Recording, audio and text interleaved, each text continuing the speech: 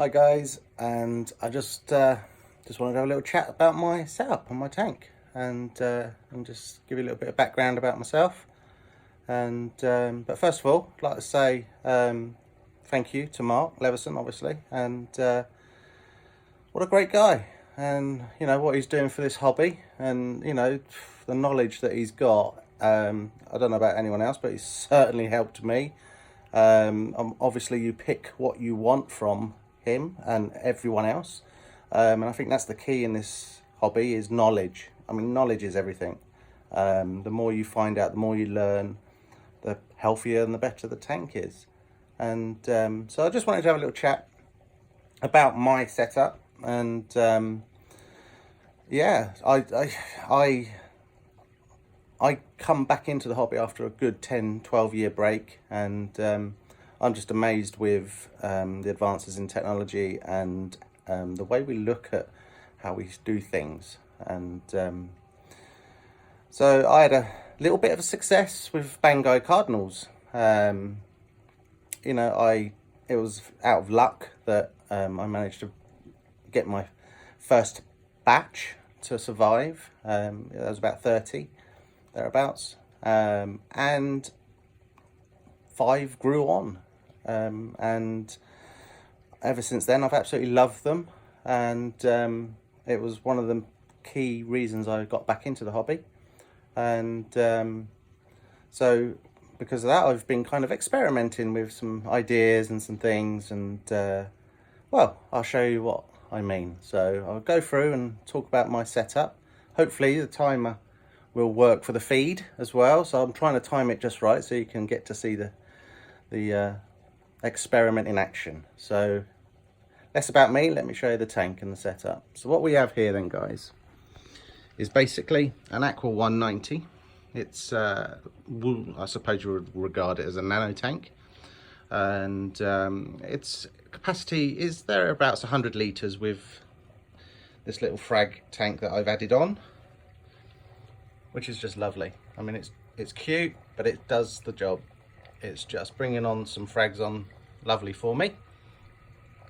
And it's just a simple overflow box at the back, dropping into the main sump, and I've manifolded the return pump so we can control the flow into both tanks. And yeah, as you can see, it's working very well. So the main tank itself, you know, I've had your common issues with aptasia and bubble algae, but you just address things as you need them. I popped some emerald crabs in and they cleared up the bubble algae, and I use the Aptasia X every time I ever spot some aptasia, and it works wonders. I mean, yeah, you've got to persevere and be patient, and that's the key. I think the key word for this hobby is patience. So anyway, so here's my male with a large mouth showing off, very proud, and there's mummy. And here's my little one of my experiments. That's a comb that I have snapped the bristles and put them into some putty. We'll see, it might work, and if I get a chance, I'll obviously try and net the babies up and pop them into the frag tank, and then you know, they may come on. This time I'm going to have a go at using frozen lobster eggs to feed them. I understand that can be quite successful. I did in the past hatch brine shrimp, a bit hit and miss, but actually out of frustration, because I lost the first 3 or 4 batches of eggs and babies, I actually ended up just throwing a pinch of the eggs into the actual hatchery, and that was my key to success on my first batch. They actually preferred the eggs over the hatched brine. So so there we are. So there's my little secret, but this time I'm going to have a go with frozen lobster eggs. And so yeah, so this, as you can see, this tank is 5 months old now, and I'm rather pleased with it. And it's not a massively high-tech tank. I don't run an Apex or anything like that. I I do have obviously auto top up tucked down the side here, and that's my skimmer tank, and yeah, so everyone seems to be very happy, and I'll show you the sump. I'll show you what's running this lovely tank. And obviously up top I've got an AI Prime, which is just fantastic. I cannot say enough good things about this light. You can just set it up and forget about it. It's brilliant. It really is, especially for a tank of this size. You know, it's just so suited. And I do obviously have another one here, but it's possibly a little bit overkill for something so small. But with an eye to the future, these two are going to go on something slightly bigger. So here are my dosing lines and my temperature. And yes, I've got some mangroves doing very well. These were just from, well, they had no leaves, so the seeds were delivered to me, and I just popped them in and cable tied them over to the weir, and yeah, they've done very well. Little auto feeder. This is cracking little auto feeder. Just a tiny pinch of pellet, not much. Obviously this is my MP10, which just does the job perfectly. Really well suited for a tank this size. So let me open the door and show you what treats we have in here. So we have a refugium section, which is lit by a Kessel H80.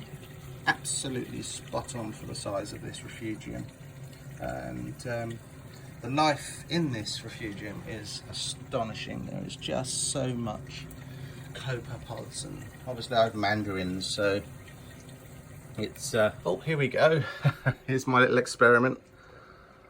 So this is what I will touch base in a minute about, which is I am so excited about, and yeah, it could mean a lot of good things for a lot of people. So that was 1 ml dosed, and I'll show you how I've done that.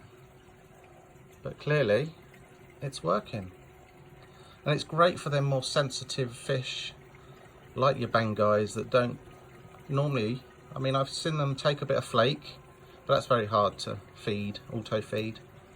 So this is such a clever idea. And obviously your mandarin, there we are, look, eating away. I've got a pair in here, and they're very happy. So I'm squeezing a lot in a little tank, I must admit. I do know that, and you know, even the tang is possibly, you know, a little bit of a stretch for a tank this size. But you know, I'm hoping maybe a larger tank later on, because this one is obviously doing so well. I'm very happy. So this experiment seems to be working, which is lovely, and I'll go into that a little bit more detail about that in a minute. So there we are, they're all eating happily, and that was obviously fully automated, and I didn't have to touch the tank, which is, I'm a great believer. No hands, no touching, and let it do its thing. Let it develop on its own, and you know, with a little bit of our guidance, it knows what to do. So anyway, back to the sump. So here we are, like I say, refugium, fantastic light, and there's my manifold at the back there, which is coming off the little return pump, and my protein skimmer. Here we are. Just a little bit overkill, but I do have a large bio load on this tank, so it can handle anything that's thrown at it. It's absolutely fantastic. And there's a little GFO reactor, which works, yeah, very well. Very pleased with it. I don't need much. Okay, I do like my phosphates around 0.1. I think too low, and you just run into a little bit of trouble. So my nitrates are always at 0. I can never get them above anything else other than 0. And there's a little bag of carbon there, which, well, does the job. I'm very happy with the clarity of the water. Keeps it all very clear. And so there we are. So that's the main tank in the sump. and I've got twin heaters. There is a clever little extension lead here which is connected to the Alexa, and I can control certain things when I'm not at home, so it's very good. And if I ever needed to, I can control about four devices through the Alexa. So I'll give you an example of that now. So if we watch here, this is the circulation pump. So if I say to Alexa, turn off circulation pump, and there we are. And I can do that to the protein skimmer, I can do that to the return pump. So it's a very clever setup, and it just means I don't have to unplug things. I can also control it when I'm not at home. And what I've done, I've used a camera connected to the USB output, because you can control the USB via Alexa as well. So I run a camera and I set it up on a chair which is facing the tank, and then if I see my protein skimmer volcanoing or overflowing, I can actually physically turn it off from anywhere I like, and that's that's kind of the key. So yeah, so let's talk about this experiment that I'm on about. Okay, so in this little cupboard next to the tank, which is it's just it's just a TV stand basically. What I've done is I've obviously utilised it for the tank, and I am running All for Reef. I have been running that for around 2 weeks, just over 2 weeks. I eased into it. I'm pumping about 4 ml a day now, and so far I'm very happy. I'm having to buffer the alkalinity ever so slightly, but I'm okay with that. I don't mind. And I am dosing the Red Sea Coral Nutrition A and B. You can mix them, so I've popped them into one. It does say you should refrigerate, so we'll see.